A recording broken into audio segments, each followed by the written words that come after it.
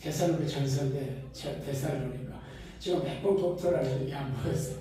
아내가 어제 다 주고 보내고 이미 프린트했을 텐데 보고는 여보 전서를 안 넣네. 여러분들 지금 하고 뭐 보실지 모르겠어요. 괜찮을 거예요. 아마 이 페이지를 넣어놔서 괜찮겠다 이렇게 말씀드렸는데 죄송하고요. 에베소 4장 지난주 같이 합시다. 시작. 그가 어떤 사람은 사도, 어떤 사람은 선지자, 어떤 사람은 복음 전하는 자로, 어떤 사람은 목사, 교사로 삼으셨으니 이는 성도를 온전하게 하여 봉사일을 하게 하며 그리스도의 몸을 세우려 하십니다. 데살로니가전서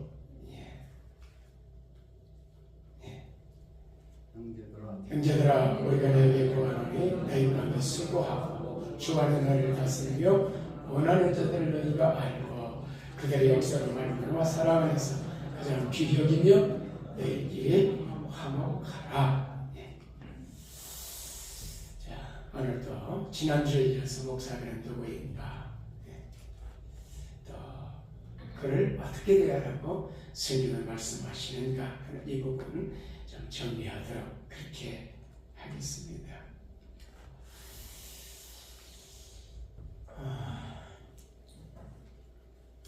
마태복음 9장에 보면은 이런 말씀이 있어요. 다시 한번 읽어봅시다. 시작. 무리를 모시고 불쌍히 여기시니 이는 그들이 목자 없는 양같이 어색하며 지진함이라. 병행 구절이 마가복음에 나옵니다. 같은 같이 읽어봅시다. 시작. 예수께 나와서 큰 무리를 모시고 그 목자 없는 양 같음으로 인하여 불쌍히 여기사 이에 여러 가지로 가르치시더라. 자, 두 구절 같이 이제 같은 내용에 약간 다르긴 하지만은 거의 같은 내용, 병행 구절이라고 그러는데 같은 내용입니다. 예수님께서 무리들이 예수님께 나왔습니다. 그때 그 큰 무리를 보시면서 말씀하세요. 그 목자 없는 양 같음으로 인하여 예수님이 불쌍히 여기셨다. 물론 예수님이 불쌍히 여기셨던 일이 많아요. 환자들을 보시면서 불쌍히 여기시고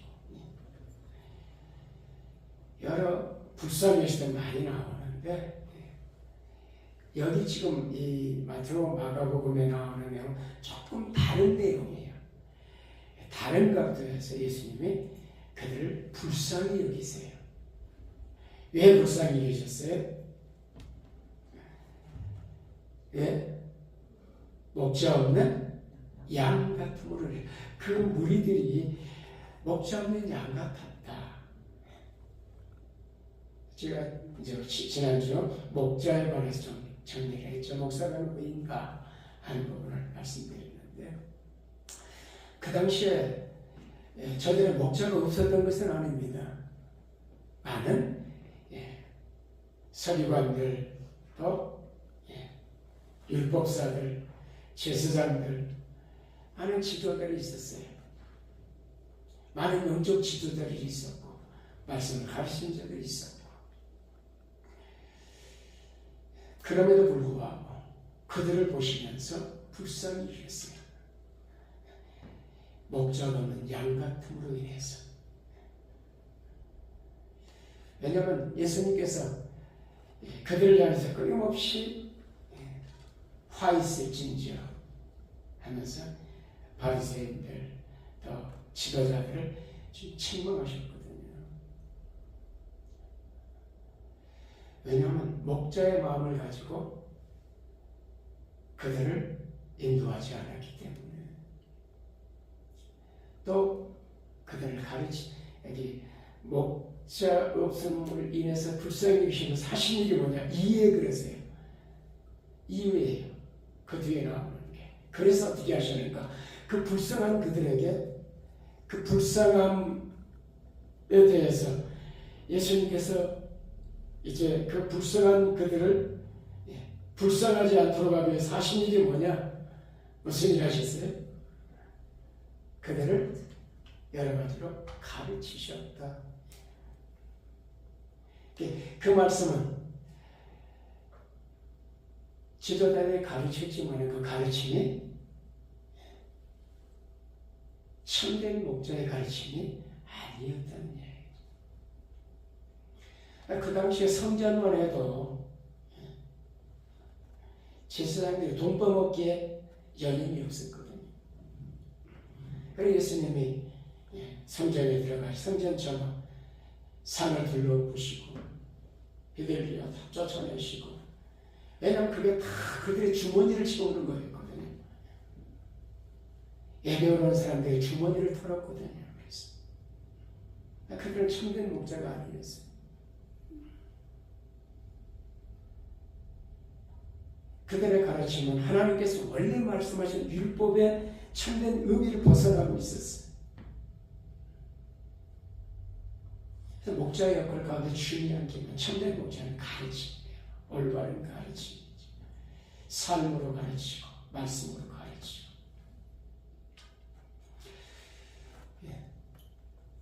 불쌍히 계시는 이는 그들의 목장냐와 같이 고생하며 방황하는 거예요. 참된 목자를 만나서는 방황하게 되어 있거든요. 그래서 추수할 일꾼을 보내주시라고 그러시거든요. 예수님이 불쌍히 여기셨다라고 말씀해, 목자가 없었다 하는 이야기를 염두에 두시면서 다음 말씀하십시다. 우리 지난 주일에 목사가 누구냐 하는 말씀을 살펴봤습니다. 그래서 목사의 이 원래 헬라어이라든지 좀 살피면 성경 여러 곳에서 원래 구약에도 하나님께서 이스라엘을 목자로, 그들을 양으로 하나님 목자로 비유하는 그런 말씀들을 보게 되죠. 근데 지금 이 본문에 보면은 그 같은 사람은 사도, 어떤 사람은 선자, 어떤 사람은 복음전, 어떤 사람은 목사와 교사, 교사가 가르침이죠. 사실은 이제 이 목사에 대한 이 가르침에 있어서, 자격에 있어서 다른 부분은 다 성품에 관한 부분이, 근데 은사에 대한 부분에서 딱 하나예요. 가르치기를 잘하네. 목사는 설명하는 사람이에요. 가르치는 사람이에요. 개념을 이해하고 정리해서 그걸 정리해 줘야 돼요. 해서 올바르게 해석하고 가르쳐.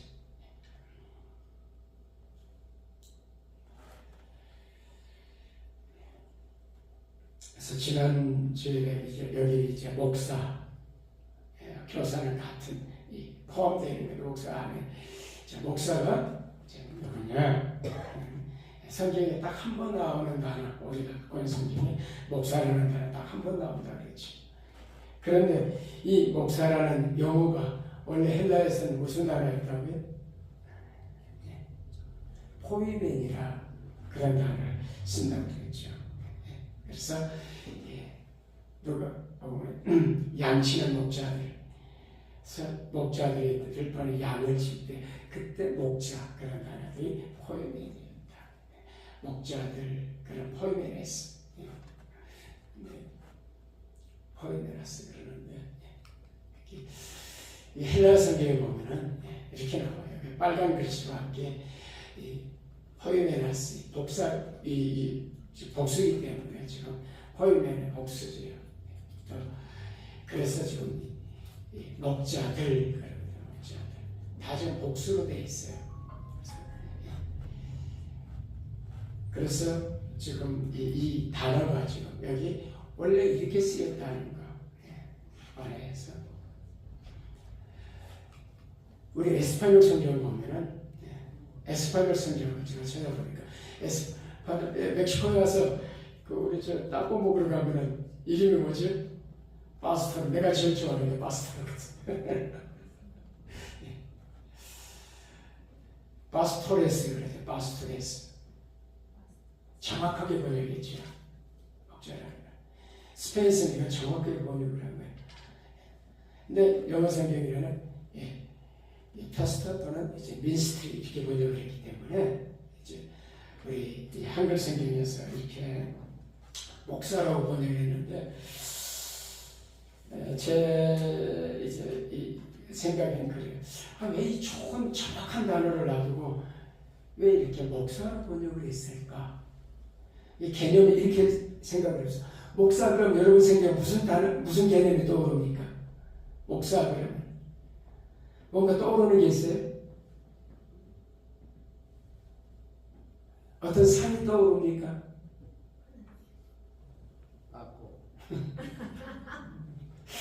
목사. 그런데 목자 그래보세요. 그냥 떠올라요. 그렇죠? 목자 그러면. 그래서 이 명확하고 좋은 이 개념을 왜 우리 한국 성경은 이렇게 목사라고 번역했을까? 좀 아쉬워요. 내가 번역한다면 목자로 번역했겠어요. 왜냐하면 훨씬 더 개념이 성경에 부합하는 개념이거든요.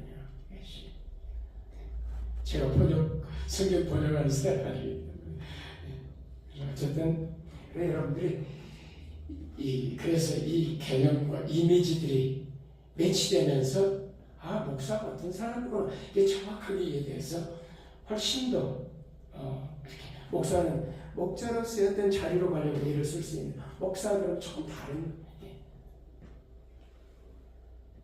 그냥 사역하는 사람, 영어 번역으로 보면 일하는 사람.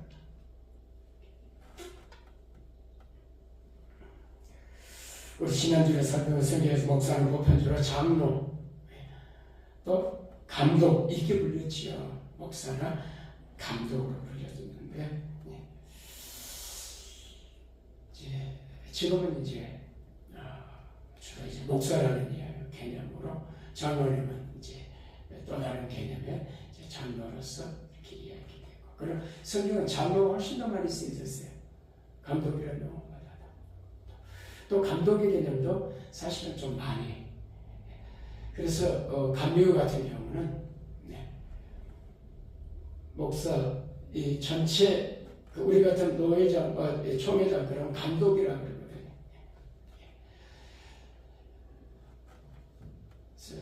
초대교회 때도 이 감독은 조금 더 이제 우위에 있는 전체를 감독하는 그런 개념으로 쓰여졌었거든요. 어쨌든 여러분 속에 목사들은 목자라는 개념을 가지고 좀 이렇게 이해를 하시고 개념을 정리하시면 좋겠다 이런 생각을 갖습니다. 그래서 저는 오늘 말씀하신 예수님 누구를 불쌍하다고 하셨는가 하는 말씀을 살피면서 말씀을 시작했습니다. 예수님께서 자신에게 낳은 물을 보면서 왜 그들을 불쌍히 여기셨다고요? 그들에게 실제적으로 목자들이 있었음에도 불구하고 예수님 보실 때는 그들에게 목자가 없었던 것이죠. 왜냐하면 그 목자들이 목자 역할을 해주지 못했었기 때문에.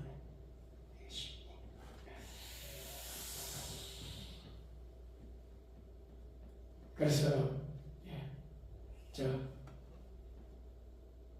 불쌍하지 않은 양 그럴 때 그러면 목자가 있으면 불쌍하지 않다는 얘기예요. 목자가 있으면 예를 들어서 목자가 인도를 해주고 꼴을 먹여주고 푸른 초장을 찾아주고 목자의 역할이죠. 잘 돌보고 잘 먹이고 이것이. 그런데 유대 지도자들이 그렇게 하지 못했거든요. 양들을 착취하고 이렇게 있습니다. 여러분에게 목자가 있습니까? 여러분의 목자가 없다면 여러분은 예수님이 말씀하시는 어떤 사람이에요? 불쌍한 사람인 것이. 목사가 있음에도 불구하고 목자가 없다면, 여러분의 목사가 없다면 여러분에게 여러분 마음에 목사가 있는가? 목사가 있지만 정말 목사가 있는가? 옛날에 이제 그 부흥사 목사들이 많이 쓰던 집회 때면은 제가 어렸을 때 이 부흥회를 많이 쫓아다녔거든요. 누가 돈 옆에서부터 교회를 다녔습니까? 제가 금호동 산꼭대기에 산 7번지에 살았는데 거기 충북교회가 있었거든요. 어렸을 때 이제 누나 등 옆에 가지고 누나 따라서 교회를 다니고 그랬었는데 그 부흥사 목사님들이 그런 이야기 했어요. 누가 행복한 성도냐? 누가 좋은 성도냐? 내 교회, 내 목사가 있는 사람이다. 아니, 들어보셨죠? 옛날에. 생각해보면 그 말이 맞는 말이에요. 부흥사들이 끼친 해악이 많지만 더 좋은 영향력도 많이 미쳤지요. 내 교회는 소속감에 대한 이야기예요. 이 교회는 물론 주님의 교회예요. 그렇지만 내 교회 의식을 갖고 있는 교회. 시티하고 게레들은 좀 개념이 많이 달라요, 교회가. 왜냐하면 게레들은 이렇게 장사하는 분은 이제 물론 식당 뭐 이런 거 빼놓고 잡화점하는 분이 한 분, 집사님 한 가정이 계시고 거의 장사하는 분들이 아니보다 주주원들이나 현재 직장인들이거든요. 그러니까 주주원들 오면 4년 아닙니까? 1년이나 2년 더 할 수 있고 때되면 가실 분들이라 그분들은 내 교회 의식을 갖기가 쉽지 않은 거죠. 어떤 면에서 나는 언젠가 가는데 생각하죠. 그런 얘기는 여러분 여기 정찰에서 이 나라 국적을 가지고 살아가는 길이 많이 있고 내 교회 의식을 갖고 훨씬 더 여러분이 이 환경상 좋은 그런 환경 속에 있다고 봐야 되겠죠. 그래서 여러분들께서 이 교회가 내 교회가 그런 생각 가지십니까?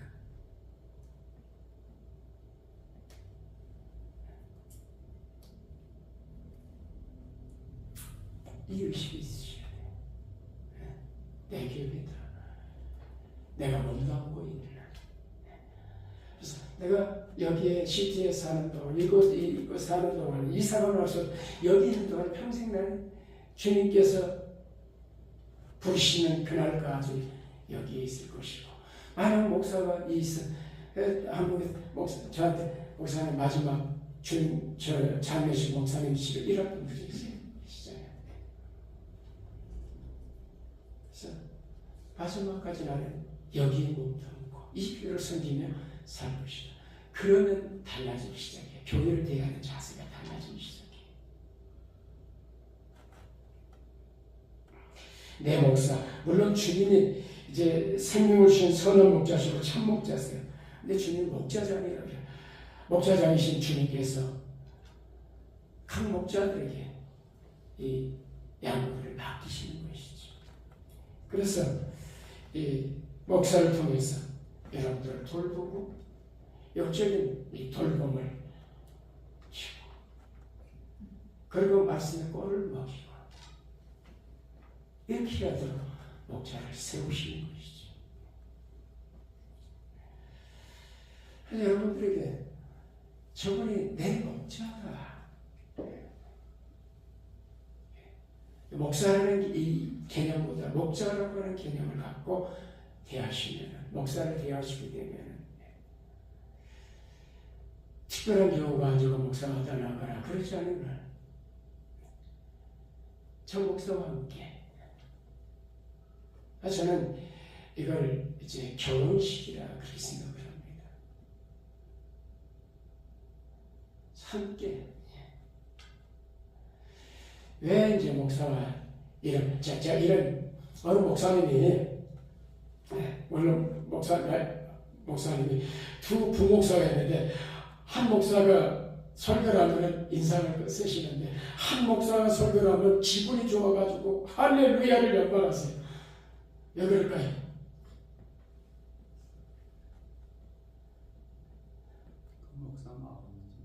자기 아들이었거든.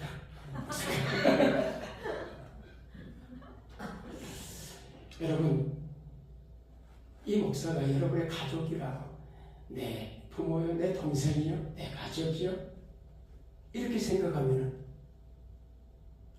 좀 실수해도 늦잠 자가지고 새벽 기도를 못 나가다 아이고 얼마나 피곤했을까 그래야지. 가족은 그래요. 그러지 않습니까?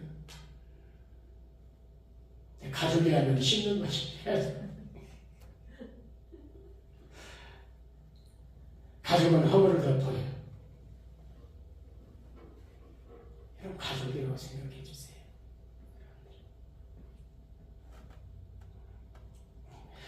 목사는 여러분들에서 만들어지는 것이에요.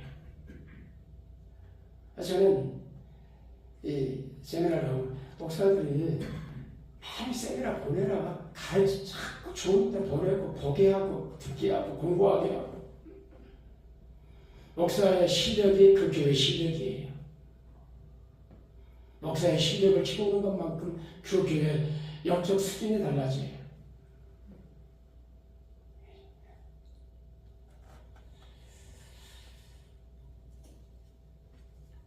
그래서 여러분들이 저분이 내 목사가 이런 생각. 그러면서 관계를 맺어가면은 목회라는 뭐냐면 다른 거 아니야. 설교나 이런 것보다 관계예요. 관계. 목사가 오래 있어야 되는 이유는 뭐냐면 오래 있는 목사 관계가 그 집에 숟가락까지 다 알아. 그 정도로 관계가 맺어져.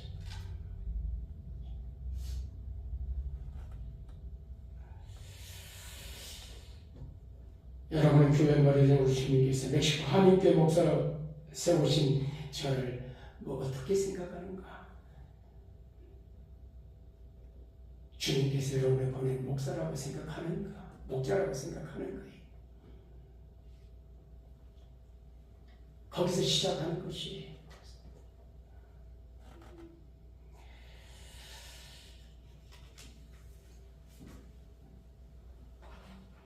오늘 본문을 통해서 혹시 왜 목사를 세우셨는가 그러면 좀 더 정확하게 정리를 해보십시오.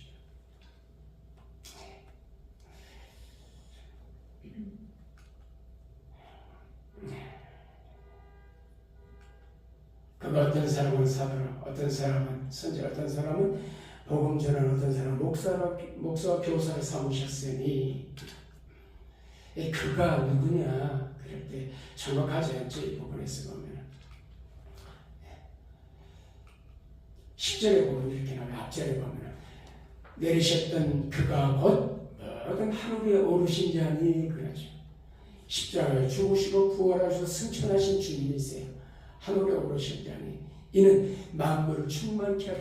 만물을 충만케 하는 그 주님께서 그분이 지금 그가예요. 여기 11절에 나오는 이 그가 바로 이분이죠. 10절에서 지금 같이 연결해서 앞에 1절부터 좀 연결해서 보면 훨씬 더 정확한데 그가 11절만 띄워보면 그가 누군지 안 나오지만 10절만 봐도 그가 누군지 나오죠. 그가 누구라고요? 예수 그리스도. 그가 우리 주님이세요.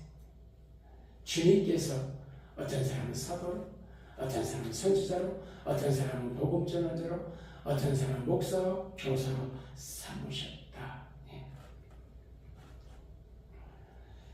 그래서 목사를 누가 보냈느냐? 누가 세우셨느냐?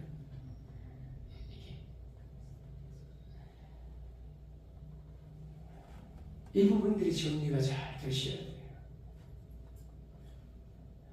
물론 청빙 과정을 통해서 이렇게 청빙을 하지만 목사는 그 과정을 통해서 하나님이 보내시는 것이에요. 그래서 이 의식이 없으면 하나님이 목사를 삼으셨고 목사를 보내셨다. 여기서 시작이 돼야 돼요.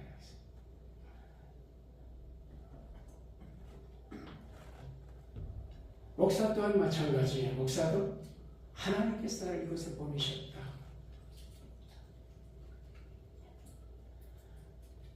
주께서 또 다른 곳으로 인도해 가시지 않는다면 거기에 머무는 동안에 그 확신을 가지고 하나님이 나를 이곳에 보내셨다. 이 의식.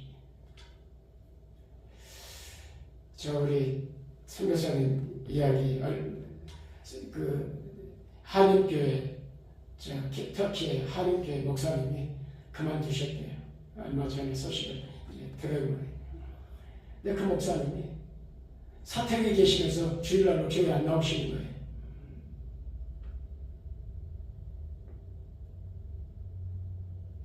왜 교인들이 그럴 수 있냐고 연락이 와.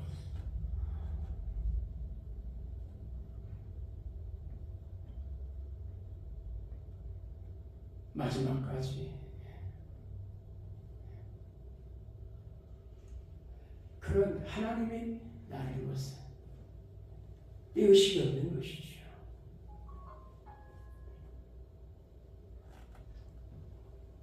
이 교인들도 하나님이 보내셨다는 의식, 목사도 하나님 나를 곳에 이 의식이 있어야 돼요.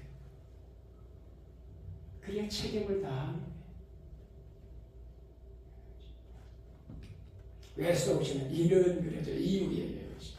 그렇게 사도가 다 세우신 이유가 뭐냐?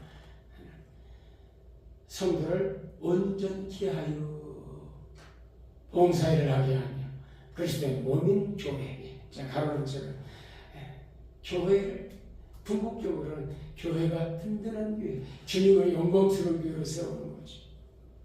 그런데 그렇게 하기 위해서는 교인들이 일하는 교회, 봉사의 일을 하는 교인이 되어야 됩니다. 각각 은사를 따라 섬기는 거예요. 지치는 손은 손의 역할하고 발은 발의 역할하고 일을 해야 돼요. 줄 몸을 위해서 각 지인들을 다 해야 되는 것이죠. 그렇게 하기 위해서는 어떻게 되느냐? 여기 제일 중요한 단어는 온전케라는 단어예요. 목사는 뭘 하는 사람이냐?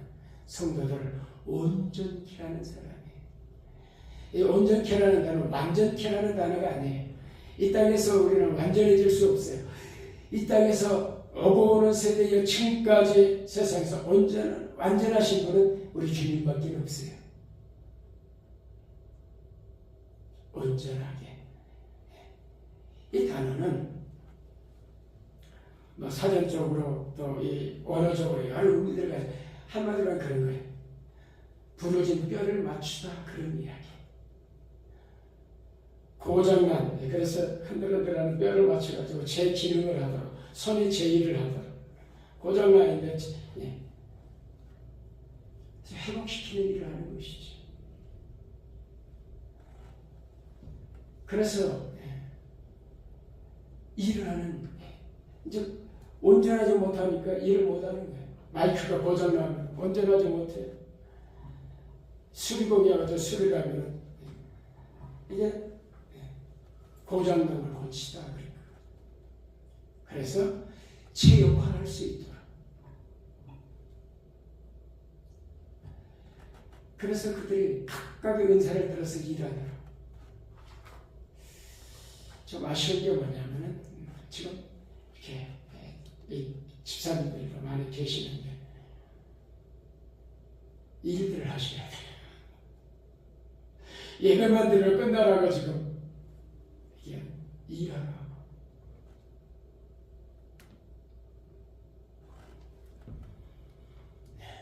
주님께서 마지막에 내가 네게 준 은사, 달란트 맡긴 달란트, 묻어뒀던 그에게 예수님께서 책망하시죠. 악하고 게으른 종. 그러나 착하고 충성된 종. 우리가 주님 앞에 설 날에 착하고 충성된 종이라는 말씀 드려야 되지 않겠어요? 그러려면 여러분 온전케 되는 거예요. 이 단어가 똑같은 단어가 쓰인 것이 있습니다.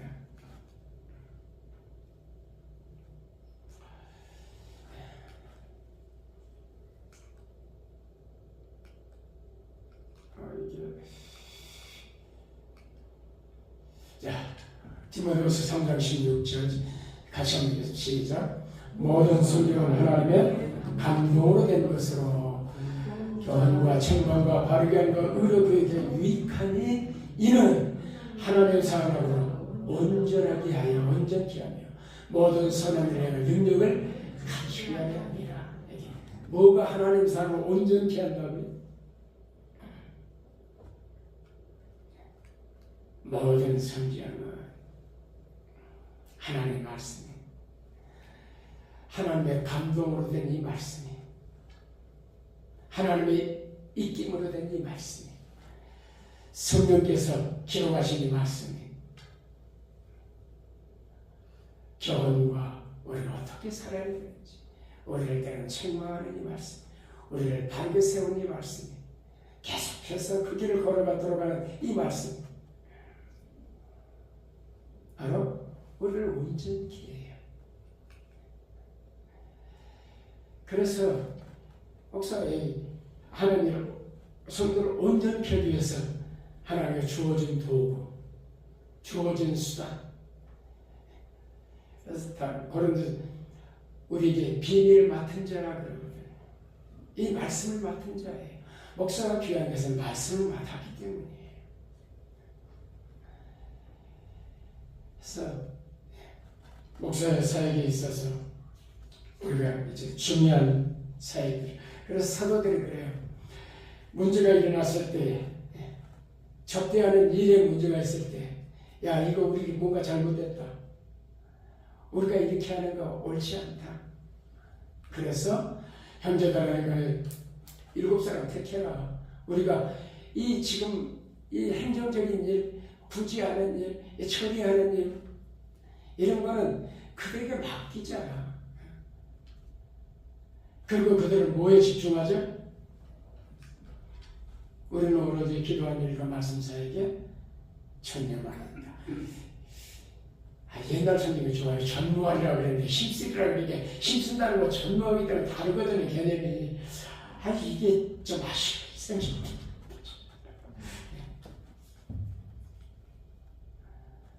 그래서 교회가 잠깐 저 개척을 했어요. 개척 처음에 하면 청소부부터 예배당 청소부터 운전부터 애들 실현하고 교회를 실현하고 제 아내도 기사하고 저도 기사하고 새벽에 돌고 한국선 그게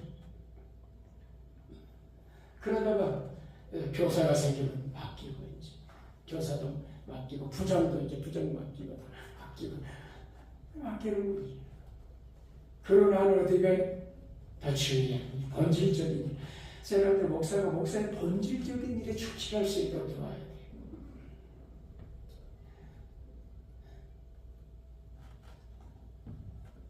그건 맡기는 거예요. 자꾸 띄워줘야 돼요. 목사가 다 자꾸 하려고 그러면 이 일에 더 집중하도록. 특별히 말씀 준비하는 많은 시간을 드려요. 저 깜짝 놀랐어요. 참, 미국에는 목사님들이 AI로 설교 준비한다고 깜짝 놀랐어요. 설교는 묵상하고 묵상 속에서 나와야 돼요.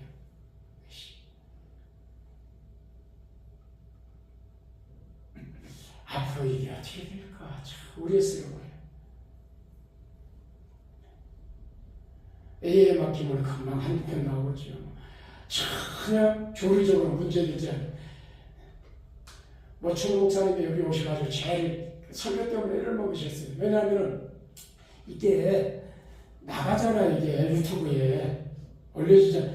유튜브에 올려주면 제 문제가 뭐냐면 나중에 뭔가 문제 있을 때 사상 검증하고 이거 들으면 이거 우리 교단 교리가 다른데 있겠지.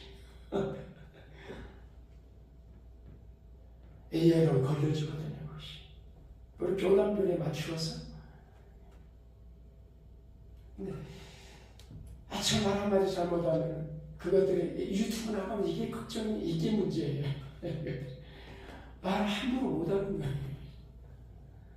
원고를 제가 다 씁니다까지 다 원고를 놨어요. 원고를 쓰면은 물론 원고에 없는 이야기도 많이 하지만 벗어나지 않거든요.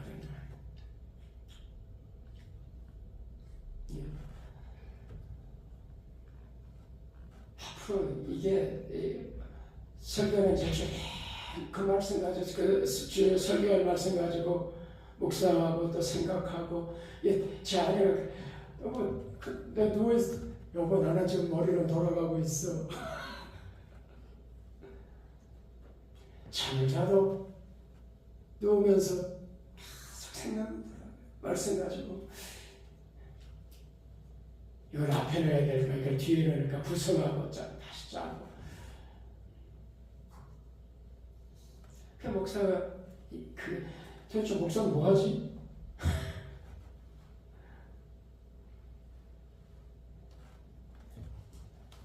그래서 목사는 쉬어주려면 주일날 설교 안 하는 게 쉬어줄 겁니다. 휴가 보내려면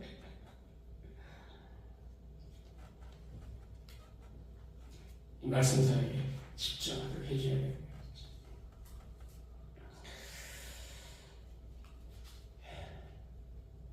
예수님께 이렇게 말씀하셨거든요. 왜 말씀이냐?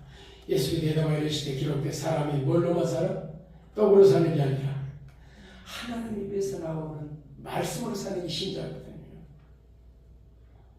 한 주간 내내 말씀 붙잡고 살아야 되잖아요. 그 말씀으로 살아가야 돼요. 말씀의 삶으로 가야 되는 거예요.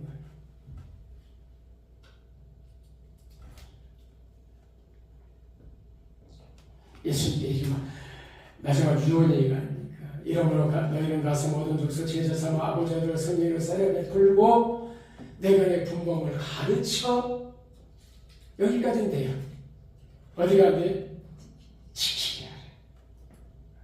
이게 고민이에요. 가르쳐, 책상에서 가르쳐, 강단에 가르쳐, 삶 속에서 어떻게 이 말씀을 살아갈 거냐.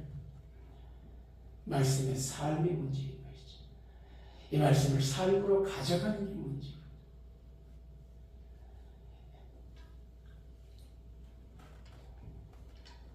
이게 기도 제목인 것이죠. 그래서 성령의 도우심을 구하며 오늘 교회 문제들이 뭐냐면 가르치기까지는 어떻게 그 말씀을 따라서 삶으로 그 말씀을 삶으로 가져갈 것인가. 여기에 많은 고민이 필요해요. 아무튼 이제 여러분 오늘날도 우리 주님께서 이 말씀 봉사를 위해서 목장을 세우셨다는 사실을 기억해야 돼요. 이게 가장 중요한 거예요. 그래서 목사님 제가 이를 잘 감당할 수 있도록 기도를 부탁드리는 것이고 성경에서 벗어난 중세교회는 계급으로 이루어진 사제 중심의 교회에서 여러분 이 캐톨릭은요 교인들의 교회가 아니에요. 평신도는 아니에요. 사제들의 교회예요 원래가. 그래서 오래전까지도 라틴어로 예배드렸어요. 라틴어 안에서는 몇이나 돼요? 상관없어요. 라틴어 찬송을 불렀어요. 종교개혁은 뭐냐면 성경을 번역한 자국어로 번역하기 시작했어요. 라틴어가 아니라 자국어로 읽게 했어요. 그러다가 화형당하고 그러다 죽어가고 그러면서 종교개혁이 시작이 된 거예요.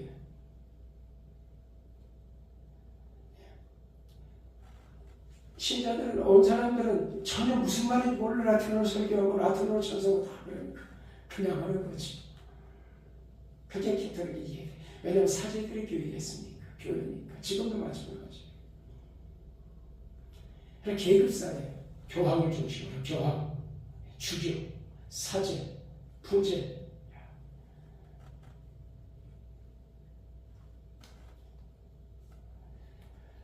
그러나 이게 잘못됐기 때문에 이게 성경은 너무나도 멀어진 교회이기 때문에 그래서 말씀으로 돌아오자는 외침과 함께 교회가 이제 종교개혁이 일어나는 거죠. 이건 아니다. 사실 종교개혁은 교회개혁이고 신앙의 개혁이고, 그래서 핵심은 뭐냐면은 만인 제사장설이에요. 모두가 다, 모든 신자가 다, 계급이 아니고 교황도 모든 사람이 다 누구다?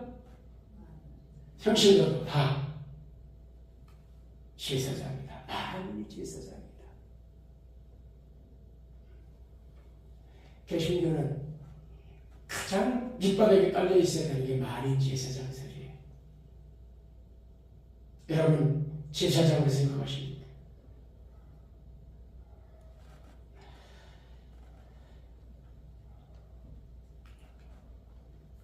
베드로전서 그러나 너희는 택하신 족속 왕같은 누구라? 제사장이라. 사제들만이 아니다. 이 편지를 모든 이 성도들이 다 왕같은 제사장이다.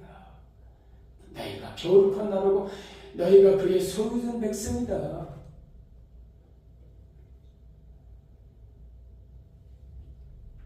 그래서 이 참된 개혁교회는 신분에 있어서 목사와 성도는 전혀 차별이 없는 거예요.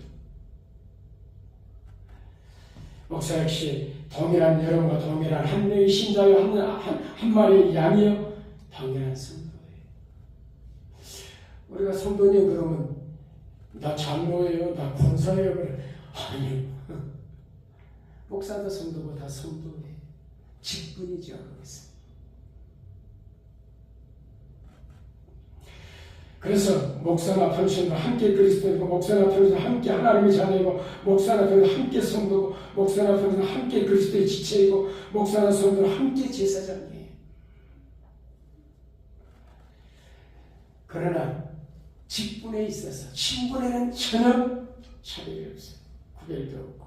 그러나 직분과 사역에 있어서 은사를 따라서 주께서 우리에게 이 직분들을 주시는 것이에요.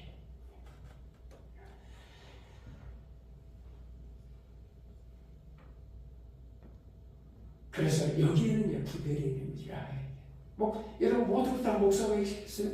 모두가 다 나와서 말씀 전하겠어요? 그래서 은사가 있는, 가르치는 은사가 있는 목사를 선정해서 교육을 시켜서 강단을 맡겨서, 저희 교단 같은 경우는 강도사를 거쳐서, 강도사는 저 사람이 강단에 설교할 수 있는 자격이 있는가를 보는 거. 1년 동안 목사고 합격해놓고도 저 강도사 합격해놓고 1년 동안을 또 살피는 거죠.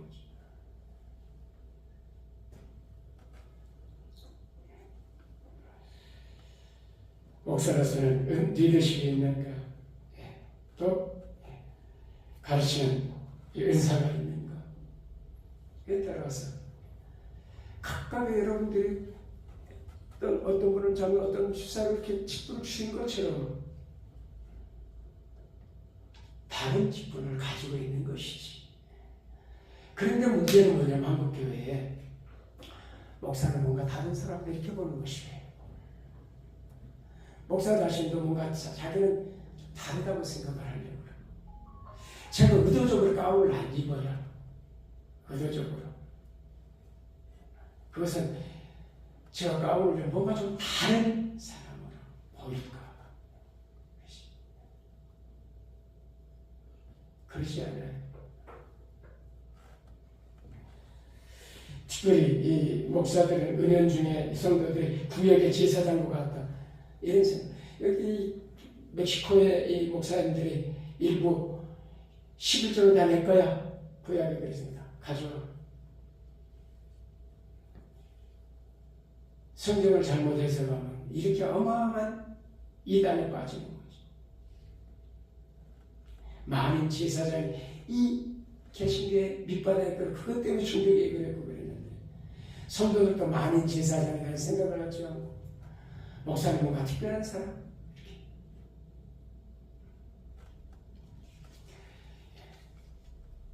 이 부분에 있어서 또 목사는 이제 이게 뭐 샤머죠 중개자라 생각을 하고 어떤 목사는 축복권과 저주권이 있다고 그래가지고 목사에게는 축복권은 뭐가 있냐면은 공예배 때 공식적으로 성경에 있는 말씀을 가지고 축도하는 축도권이 있어요. 축복권이 있어요. 목사가 예배 마칠 때 뭐합니까? 이 권한이 목사에게 있어요. 임직받은 목사에게만 성례를 집행하는 권한이 뭐 이런 권한들이 그런 거지. 모든 신자는 축복권이 있어요. 우리는 아브라함의 후손, 아브라함을 부르신 하나님께서 뭐가 되나? 복의 큰 은이 되고 복을 흘려보내고 누군가 축복하고 기도하고 신자는 저주할 권한은 없어요.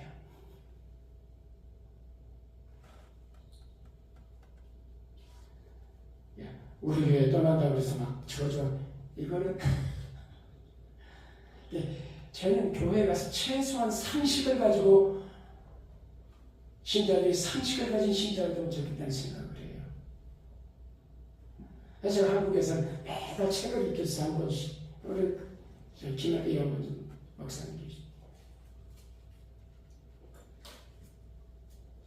최소한의 상식적으로만 해도 상식으로 이상으로 살아야 되지만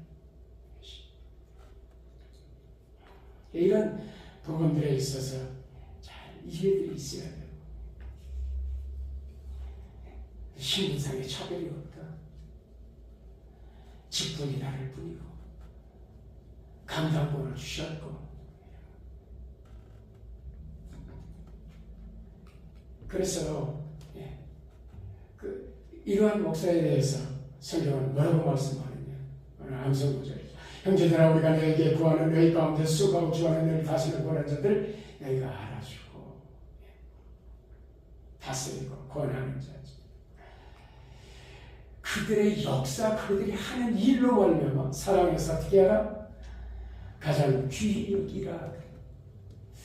여기 뒤에 너희들이 화목하라는 말은 또 다른 이 사본에서는 그들과 화목하라 그렇게 나와 있어요.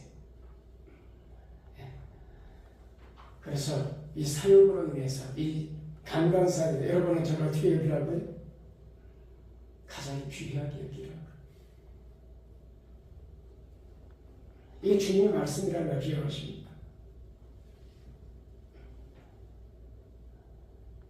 여러분 목사를 귀하게 여기자는 말씀이 불순종하고 있는 것이죠. 저는 이런 말씀들을 저를 위해서 하지 않아요. 그것이 누구에게 돌아가요? 유익이? 그럴 때는 말씀에 순종하는 사람들에게 여러분이 복을 얻어요. 히브리서 13장 봅시다. 같이 읽다 시작. 너희를 인도하는 자들의 순종하고 복종하라. 그들은 너희 영혼을 위하여 형성하기를 자신들의 청상을 받지 않으니라. 그들로 하여금 즐거움으로 이것을 하게 하고 근심으로 하게 말이라. 그렇지 않은 유익이 없다 너희한테. 그러나 즐거움으로 하게 근심하게 만들지 않으면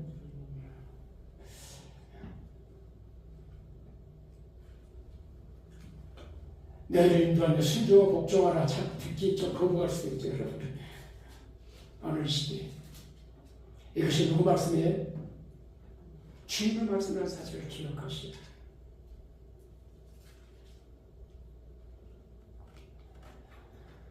그래서 목사를 함부로 씹으면 안 되는 것이에요. 이야기할 때. 제가 우리 그 아이들 학교를 다닐 때 절대 우리 교인들한테 선생님 욕 못하게. 제가 너무 그 스승이나 되고 아이들한테 조금만 수건이라도 하고 선생님을 존중하도록 가르치는 거. 그 교인들의 교회에서 절대 집에 가서 목사 욕하면 그럼 어떤 일이 벌어요? 아이들이 설교를 못 들어요. 엄마가 목사는 욕하는 목사, 엄마가 비난하는 목사, 엄마가 가볍게 여기는 목사의 설교를 무게 있게 듣겠습니까? 누구를 망치는 겁니까? 그런데 그런 일이 비밀이지 않게 다 일어나. 그 시참의 신앙을 망친다는 걸 생각하지 못해요. 교인들끼리 모여가지고 교회 뭐 수근거리고 그러면 다른 사람 옆에서 다 들으면서 교회가 땅에 밟히는 것이죠.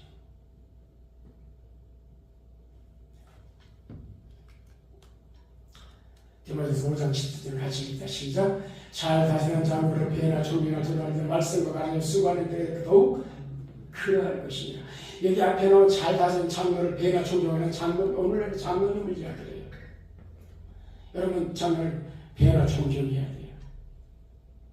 그래서 장로는요 성사할 때도 최소한 2사람 이상의 증인 없으면 아예 받질 않아요. 이 성사를. 말씀과 가르침에 수고하는 이들은 더 그래야 된다. 그건 목사예요. 목사 장로를 이야기해 밑에 말. 장로는 배나 존경해야 되지만 말씀에 수고하는 이들은 더 존경해야 된다. 그 말을 하고 있어요. 주의 말씀을 기억하세요.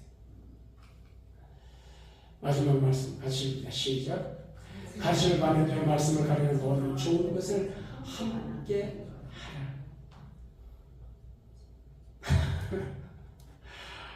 기억하시고 목사님 밥 사라 그런 게 아니고 이건 관계예요. 이걸 통해서 관계가 좋아지면 말씀이 들어와요. 관계가 깨지면 자꾸 기분 뒤로 가고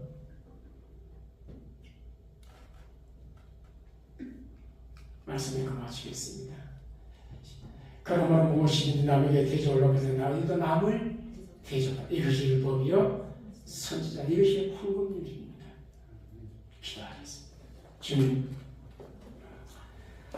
목사가 누구인지 성경에 누구